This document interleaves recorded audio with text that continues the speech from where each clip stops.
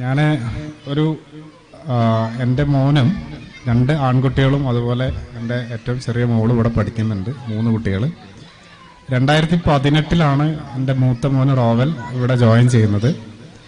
ഞാൻ സാധാരണ ഒരു ഗവൺമെൻറ് സ്കൂളിലാണ് ആദ്യം മോനെ ചേർത്തപ്പോൾ അവിടെ സ്കൂൾ സമയം എന്ന് പറയുന്നത് എല്ലാവർക്കും അറിയാം 10 മണിയാണ്. പക്ഷെ ആദ്യത്തെ കുറച്ച് ദിവസങ്ങളിലൊക്കെ സാധാരണ സ്കൂളിൽ കുട്ടികൾക്ക് പോകാൻ ചെറിയൊരു പേടിയും ഭയമൊക്കെ ഉണ്ടാവും. അതങ്ങനെ പോയി. പക്ഷെ നമ്മളൊരു 5-6 മാസം കഴിഞ്ഞപ്പോഴും സ്കൂളിലേക്ക് പോകാനുള്ളൊരു മടി എന്ന് പറയുന്നത് ഭയങ്കരമായിട്ടുണ്ടായിരുന്നു. അതായത് സ്കൂളിലേക്ക് പോകാൻ ഒരു രാവിലെ എഴുന്നേറ്റ് കഴിഞ്ഞാൽ ഒരു 10 മണി വരെ ബെഡിൽ തന്നെ ആയിരിക്കും. അതായത് സ്കൂളിലേക്ക് പോകാൻ അത്രത്തോളം മടിയായിരുന്നു. പക്ഷെ അങ്ങനെ ഇരിക്കുന്നൊരു സമയത്ത് നമ്മൾ ഹോം സ്കൂളിങ്ങിനെ കുറിച്ച് ആലോചിച്ചു. അങ്ങനെയാണ് നമ്മളൊരു സുഹൃത്ത് ഇവിടെ ഇങ്ങനെ സ്റ്റെല്ലാർ എന്ന് പറഞ്ഞിട്ടൊരു സ്കൂളുണ്ട്, നിങ്ങളൊന്ന് ജസ്റ്റ് പോയിട്ട് നോക്കൂ എന്ന് പറയുന്നു. അങ്ങനെ ഞാനും എൻ്റെ വൈഫും ഇവിടെ മോനെ കൊണ്ട് വന്നു. അസീസ് സാർ ആദ്യമായിട്ട് പരിചയപ്പെട്ടു. അങ്ങനെ അസീസ് സാർ ആദ്യം പറഞ്ഞത് നിങ്ങൾ ഫീസൊന്നും തരണ്ട, നിങ്ങൾ കുറച്ചു കാലം എന്ത് ചെയ്തോ ഓനിവിടെ വന്നോട്ടെ എന്ന് പറഞ്ഞു. കാരണം ഞാനും ഒരു കോളേജ് അധ്യാപകനാണ്, ഭാര്യയും കോളേജ് അധ്യാപികയാണ്. അപ്പോൾ ടീച്ചേഴ്സിനെ സംബന്ധിച്ചിടത്തോളം ഒരു ഇൻപുട്ട് കൊടുത്താൽ ഔട്ട്പുട്ട് കിട്ടണം. സാധാരണ ടീച്ചേഴ്സ് ഔട്ട്പുട്ട് കിട്ടിയിട്ടില്ലെങ്കിൽ അവിടുന്ന് മാറ്റും എന്നുള്ള പ്രതീക്ഷ തന്നെയായിരുന്നു അസീസ് സാറിനുണ്ടായിരുന്നത്. പക്ഷെ ആ പ്രതീക്ഷ വളരെ തെറ്റായിരുന്നു. അതായത് അവനെ സംബന്ധിച്ചിടത്തോളം സ്റ്റെല്ലാറിൽ വരാൻ തുടങ്ങുമ്പോൾ രാവിലെ 8 മണിക്ക് തന്നെ റെഡി ആയിട്ട് എപ്പോഴാണ് ഓട്ടോ വരിക, അല്ലെങ്കിൽ എന്നെ എന്താണ് സ്കൂളിലേക്ക് പറഞ്ഞു വിടാത്ത, അതായത് രാവിലെ 10 മണിക്കും സ്കൂളിൽ പോവാൻ ഒട്ടും തയ്യാറില്ലാത്ത ഒരാള് 8 മണിക്ക് റെഡിയായി നിൽക്കുന്നു എന്നുള്ളതാണ് വ്യത്യാസം.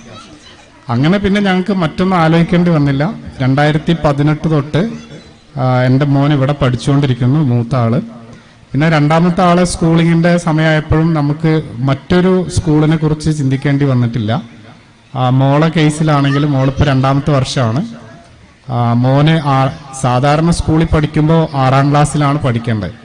ഞാനിപ്പോൾ എൻ്റെ സഹപ്രവർത്തകരായിക്കോട്ടെ അതല്ലെങ്കിൽ വേറൊരു സ്ഥലത്ത് ചെല്ലുമ്പോൾ ഞാൻ അഭിമുഖീകരിക്കുന്ന ഒരു പ്രശ്നം എന്താ വെച്ച് കഴിഞ്ഞാൽ, മോൻ എത്രയിലാണ് പഠിക്കുന്നതെന്ന് ചോദിക്കും. സത്യത്തിൽ ഇവിടെ ഒരു സിസ്റ്റം അല്ലല്ലോ, അതല്ലെങ്കിൽ ഒരു ഫ്രെയിമിന്റെ ഉള്ളിൽ ഒരിക്കലും കുട്ടീനെ എന്ത് ചെയ്തിട്ടില്ല, കെട്ടിയിട്ടിട്ടില്ല. അതാണ് അസീസ് സാറിന്റെ ഈ ഒരു സിസ്റ്റത്തിന്റെ ഒരു പ്രത്യേകത എന്ന് പറയുന്നത്.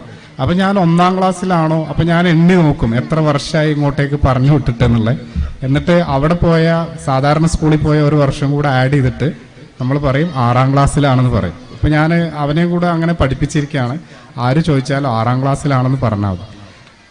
ആദ്യം ഇപ്പോൾ എൻ്റെ ഗ്രാൻഡ് ഫാദർ ഒരു സ്കൂൾ ഹെഡ് മാസ്റ്റർ ആയിരുന്നു.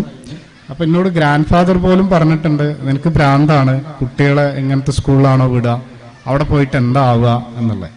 ഇതിന്റെ ഏറ്റവും വലിയൊരു അഡ്വാൻറ്റേജ് എന്ന് പറയുന്നത്, എൻ്റെ മോന്റെ ഒരു ഹോംവർക്കിലും ഞാൻ ഇൻവോൾവ് അല്ല, എൻ്റെ ഭാര്യ ഇൻവോൾവ് അല്ല.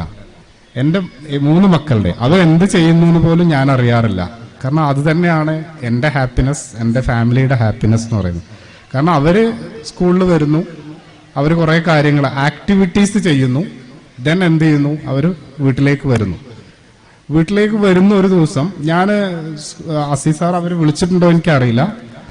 ഇവിടെ സഹാറ കഫ്തീരിയയിൽ ഞാനും എൻ്റെ 3 മക്കളും കൂടെ സ്കൂൾ കഴിഞ്ഞ് ഒരു ദിവസം ഞാൻ അവരെ കൂട്ടിക്കൊണ്ടുപോകുന്ന സമയത്ത് സഹാറ കഫ്തീരിയയിലെ ഒരു ഡോക്ടറും മിംസിലെ ഒരു ഡോക്ടറും അവരുടെ ഒരു വൈഫും അവരുടെ ഒരു കുട്ടിയുണ്ട്.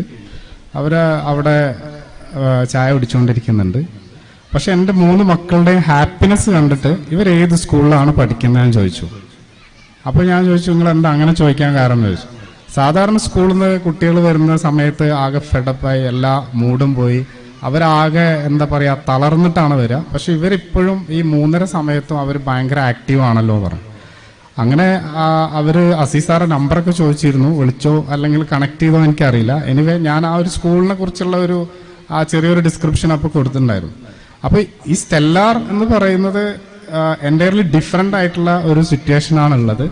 ഇപ്പൊ കറന്റ്ലി ഞാൻ മണ്ണാർക്കാടാണ്. ഞാൻ ഇവിടുന്ന് ഏകദേശം 52 കിലോമീറ്ററോളം രാവിലെ 7:30 എഴുന്നേറ്റ് പോകണം. തിരിച്ചു വരുന്ന സമയം എന്ന് പറയുന്നതും കുറെ ലേറ്റ് ആയിട്ടാണ്. പക്ഷെ ഞാൻ ആ ഒരു റിസ്ക് എടുക്കുന്നത് എൻ്റെ മക്കളുടെ ഹാപ്പിനെസ്സിന് വേണ്ടിയിട്ടാണ്. കാരണം ഇപ്പം എൻ്റെ സഹപ്രവർത്തകർ തന്നെ പലരും ഈ ഒരു അവർ 3:30 കോളേജ് കഴിഞ്ഞ് 4 മണിക്ക് വീട്ടിലെത്തിയാൽ പോലും അവർക്ക് അതിന് ശേഷം മക്കളുടെ ഹോംവർക്കിന്റെ പുറകെ ഇരിക്കേണ്ടി വരും എന്നുള്ളതാണ്. അപ്പൊ ഞാനും അവരും തമ്മിൽ എനിക്ക് അതേ സമയം കോളേജിൽ 2 മണിക്കൂർ അല്ലെങ്കിൽ 3 മണിക്കൂർ അഡീഷണൽ ആയിട്ട് ഒരു വർക്ക് ചെയ്യാനുള്ള ഒരു സമയം കിട്ടും.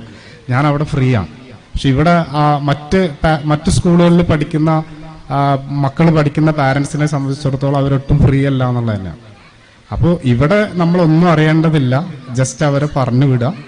നമ്മൾ അവരെ ജസ്റ്റ് എന്ത് ചെയ്യുക, അവരെന്തെങ്കിലും ആവശ്യപ്പെടുന്നുണ്ടെങ്കിൽ സ്റ്റെല്ലാറിന്റെ ഗ്രൂപ്പിൽ വരുന്ന മെസ്സേജ് ജസ്റ്റ് ഒന്ന് വായിച്ചു നോക്കുക വേണ്ട മാത്രമേ ഉള്ളൂ. ആ ഒരു 2 മിനിറ്റ് മാത്രമേ നമ്മൾ ചെലവഴിക്കേണ്ടുള്ളൂ. ദെൻ രണ്ടാമത്തെ ഇപ്പൊ പോലും ഞാൻ കുറച്ച് നേരത്തെ സാറോട് ചോദിച്ചൊരു ചോദ്യം എന്ന് പറയുന്നത്, കഴിഞ്ഞ വർഷം ഞങ്ങൾ മോനെ ഇവിടുന്ന് മാറ്റാം, അതായത് ഇനി എന്ത് എന്നുള്ളൊരു ക്വസ്റ്റ്യൻ ഞങ്ങളുടെ മുന്നിൽ ഉണ്ടായിരുന്നു. ആ സമയത്ത് സാറ് പറഞ്ഞു നമുക്ക് റോവലിനെ ഇങ്ങോട്ടേക്ക് തന്നെ വിടൂ, നമുക്ക് എന്തെങ്കിലും ചെയ്യാമെന്ന് പറഞ്ഞു. ഇപ്പോൾ ആള് കോഡിങ് ചെയ്യുന്നുണ്ട്, അങ്ങനെ പല കാര്യങ്ങളും. കോഡിംഗ് ഒക്കെ ആർട്ടിഫിഷ്യൽ ഇന്റലിജൻസിന്റെ ഒരു ബേസിക് സ്റ്റെപ്പുകളാണ്, അങ്ങനെയാണ് പലപ്പോഴും എത്താം. അപ്പോൾ നമ്മൾ കോളേജുകളിലാണെങ്കിലും മറ്റ് ഉന്നത വിദ്യാഭ്യാസ സ്ഥാപനങ്ങളിലാണെങ്കിലും ഇപ്പോൾ പറഞ്ഞുകൊണ്ടിരിക്കും. പണ്ട് പറഞ്ഞിരുന്നത് എന്താണ്, PSC ചെയ്തു അതല്ലെങ്കിൽ എന്താണ് ഗവൺമെന്റ് ജോലി കിട്ടും, ആ ജോലി കിട്ടും എന്നാണ്. പക്ഷെ ഇപ്പൊ അങ്ങനെയല്ല പറയുന്നത്.